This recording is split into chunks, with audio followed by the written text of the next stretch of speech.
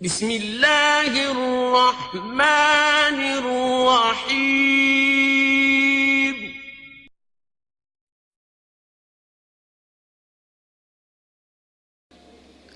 ہم جانتے ہیں کہ کشمیر ایک متنازع علاقہ ہے جہاں آئے روز دلدوز واقعات جنم لیتے رہتے ہیں اور ظلم و ستم کی ایک نئی داستان رقم ہوتی رہتی ہے۔ لگ بھگ 10 بجے کا ٹائم تھا۔ خون صاف کیا، ہونٹوں سے، آنکھوں سے، ناک سے، بال اس کے صاف کیے، چہرہ اس کا میں نے سامنے لایا، منہ کا، اور خون آلودہ تھا، میرے کپڑے بھی بھرے گئے، جسم بھی بھرا گیا، تو میں نے اس کو جنازہ کیا تو دفنا دیا 2002 سے۔ تب سے پھر دن کو بھی آتے تھے، 4 بجے بھی آتے تھے، رات کے 11 بجے بھی آتے تھے۔ کوئی دنوں میں ہم کو ٹائم نہیں ملتا تھا، وہاں ڈیڈ باڈی پڑی رہتی تھی، ایک کو دفن کرتے پیچھے سے اور 4 آ جاتی تھی، اتنا بھی ہوا۔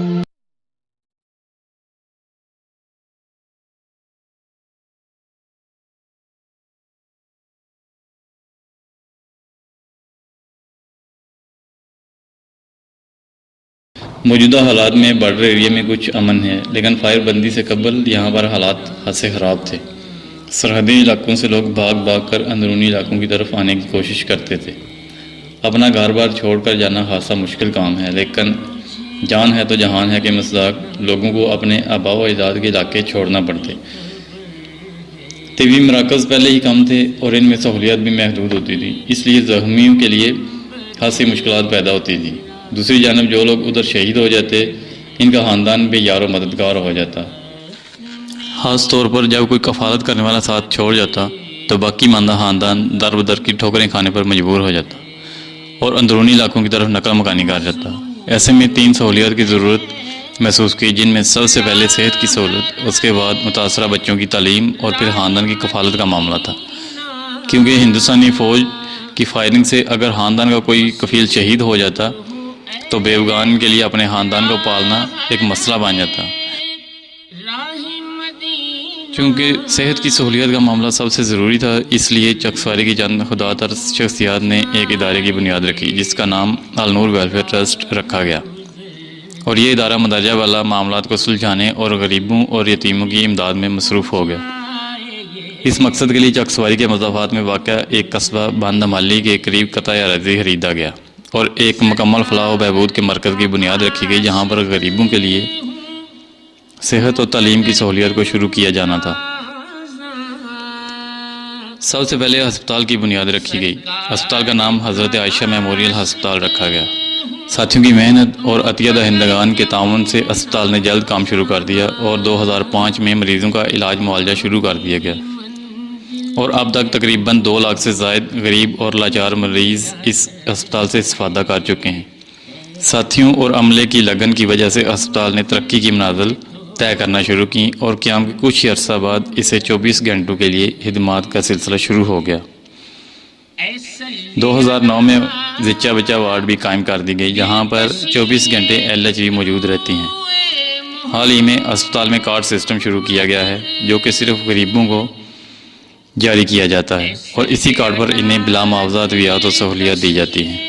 ان سہولیات میں ECG، ultra sound, X ray اور لیبارٹری وغیرہ شامل ہیں۔ لیبارٹری میں تقریباً تمام ٹیسٹوں کی سہولت موجود ہے۔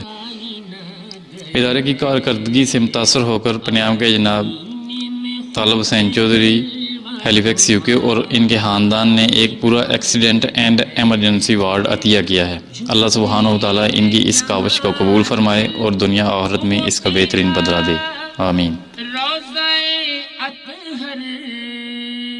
بھارتی فائرنگ اور حالات کے ستائے ہوئے لوگ اپنے بچوں کو تعلیم دلوانے کا سوچ بھی نہیں سکتے۔ روزی روٹی کی پریشانی میں بچوں کو بھی محنت مزدوری پر لگا دیا جاتا ہے اور وہ بیچارے کولو کے بیل کی طرح ساری زندگی ایک ہی کام میں گزار دیتے ہیں جس سے ان کا معیار زندگی بہتر نہیں ہو پاتا۔ بیٹا کیا نام ہے تیرا؟ سیلا۔ اسکول جانی تو؟ جی نہیں جاندی؟ کیوں نہیں جاندی ہے اسکول؟ کتاب والی پیسے نہیں ہے، بوٹ والی پیسے نہیں ہے۔ امی ابو آخر بھی ساڈا دل کرتا تینوں پڑھانے تے؟ جی۔ لیکن نہیں تسی جا سکتے کیونکہ تہاڈے کول یونیفارم دے پیسے کوئی نہیں، کتاباں دے پیسے کوئی نہیں۔ غریب غریب غریب۔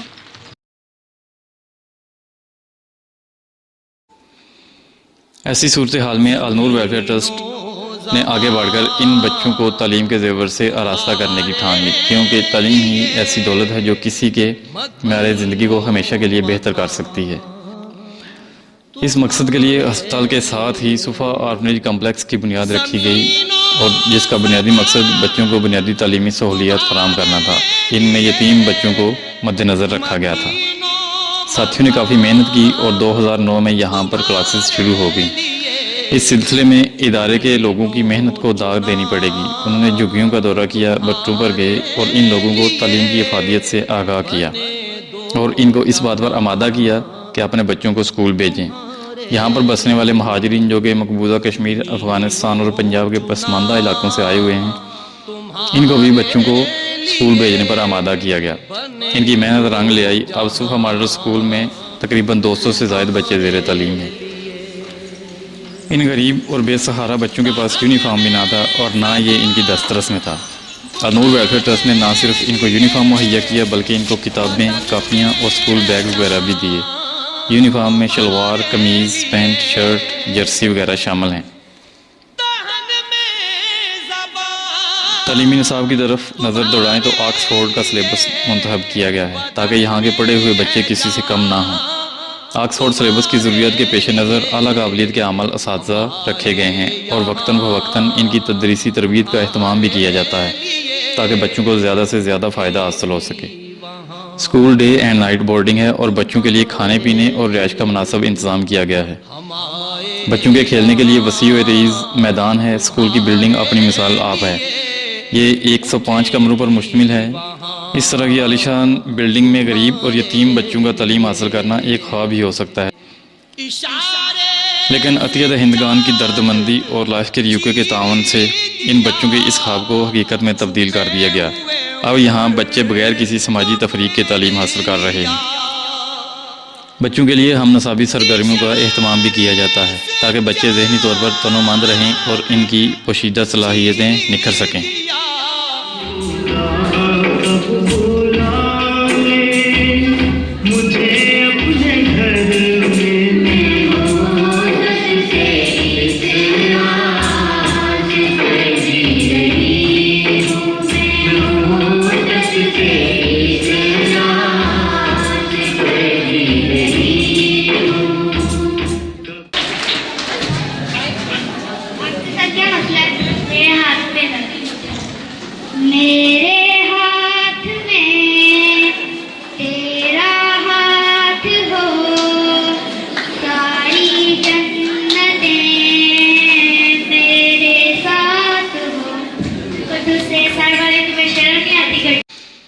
چونکہ اس علاقے میں پانی کی عدم دستیابی بھی ایک اہم مسئلہ ہے، اس لیے اس کو حل کرنے کے لیے اپنا ٹیوب ویل لگایا گیا ہے تاکہ مستقبل میں کسی قسم کا کوئی مسئلہ کھڑا نہ ہو۔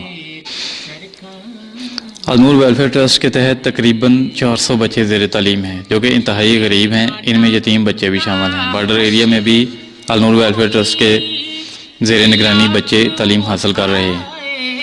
ان بچوں کو دینی اور دنیاوی دونوں علوم سے روشناس کرایا جائے گا تاکہ عملی زندگی میں وہ کسی قسم کی مشکلات کا شکار نہ ہوں۔ مستقبل کے ایجنڈے میں ان کو ہنرمند بنانا بھی ہے، جس میں الیکٹریشین، مکینک، ووڈ ورکنگ وغیرہ شامل ہیں۔ صفا ماڈل اسکول کے ایک حصے کا کام مکمل ہو چکا ہے۔ دوسرے حصے میں دروازوں، کھڑکیوں، واش رومز، بچوں کی رہائش، بجلی کا کام جیسے پنکھے اور بلب وغیرہ کا کام ابھی باقی ہے۔ جب یہاں پر یہ سب کام مکمل ہو جائے گا اور بلڈنگ تیار ہو جائے گی تو یہاں تقریباً 2000 کے قریب یتیم اور غریب بچے تعلیم حاصل کر سکیں گے۔ بچوں کی رہائش وغیرہ کا انتظام اور دوسرے اخراجات ملا کر تقریباً 50 لاکھ روپے کی حتیر رقم درکار ہوگی، جو کہ مہیر حضرات کے تعاون سے ہی ممکن ہے۔ یہ عمارت مکمل ہو کر علاقے کی پہچان بنے گی اور تاریخ کا حصہ ہوگی انشاءاللہ۔ جو لوگ اس میں تعاون کریں گے ان کا نام آئندہ وقتوں میں سنہرے حروف سے لکھا جائے گا۔ میرا نام معاذ ہے، میرے ابو فوت ہو چکے۔ میں اپنی امی کا واحد سہارا ہوں۔ میں بڑا ہو کر پائلٹ بننا چاہتا ہوں۔ میرا نام عثمان ہے، میں نیلم کا رہنے والا ہوں۔ میرے ابو فوت ہو چکے ہیں۔ میری امی کا خواب ہے کہ میں ڈاکٹر بنوں، اس لیے میں اپنی امی کا خواب پورا کرنے آیا ہوں۔ اس اسکول میں میں فری کھانا، تعلیم، لباس اور رہائش ملتی ہے۔ پلیز میری امی کا خواب پورا کرنے میں میری مدد کرے۔ Thank you. وادی نیلم کے حالات کی خبر پا کر النور ویلفیئر ٹرسٹ کے وفد نے وہاں کا دورہ کیا تو وہاں زندگی کو کافی مشکل پایا۔ فائرنگ کی وجہ سے لوگ محفوظ نہ تھے، گھروں سے نہ نکل سکتے تھے، اسکول بند تھے، بچوں کا وقت ضائع ہو رہا تھا۔ فائر بندی ہوئی تو زلزلے نے آ لیا اور پھر 2010 میں سیلاب نے تباہی مچا دی۔